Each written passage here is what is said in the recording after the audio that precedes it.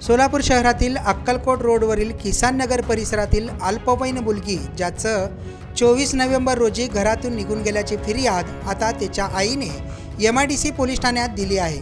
18 वर्ष पूर्ण होण्यासाठी केवळ 8 दिवस कमी असताना सदरची मुलगी बेपत्ता झाल्याने अल्पवयीन मुलीच्या अपहरणासंदर्भातील गुन्हा MIDC पोलीस ठाण्यात दाखल झाला आहे। सोलापूर शहर जिल्ह्याच्या विविध भागातून दरवर्षी शेकडो अल्पवयीन मुले, मुली, तरुण, तरुणी, महिला या बेपत्ता होत आहेत किंवा घरातून पळून जात आहेत। अनेकदा अल्पवयीन मुलगी पळून गेल्यावर तिच्या वयाची 18 वर्षे पूर्ण होईपर्यंत पोलिसांना किंवा तिच्या नातेवाईकांना सापडायचे नाही असा प्रयत्न या तरुणींकडून करण्यात येत असतो।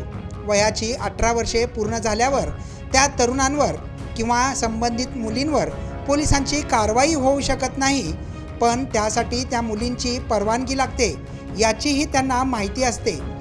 अक्कलकोट रोडवरील किसान नगरातून पळून गेलेल्या मुलीचे वय 18 वर्षे पूर्ण व्हायला केवळ 8च दिवस बाकी होते। असे असताना ती मुलगी घरातून निघून गेली आहे। सदर मुलगी कोणासोबत निघून गेली आहे का की त्याचे अपहरण केले आहे किंवा त्याला कुणी फूस लावून पळून नेले आहे की काय? ती स्वतःहून घरातून तरी निघून गेली नाही ना? असे अनेक प्रश्न आता पोलिसांसमोर उभे आहेत। त्याच पद्धतीने MIDC पोलीस ठाण्यांकडून आता तपास करण्यात येत असल्याची माहिती MIDC पोलीस ठाणे पोलिसांनी दिली आहे। मात्र आपल्या आईवडिलांसमोरच्या मुली किंवा मुलं शाळेच्या बाहेर जाऊन नेमकं जातात तरी कुठे किंवा करतात तरी काय? त्यांचं मोबाईलमध्ये आहेत तरी कुणी? मोबाईलवर नेमकं चॅटिंग करतात कोणासोबत हे देखील पाहणं पालकांचं आता काम राहिलं आहे।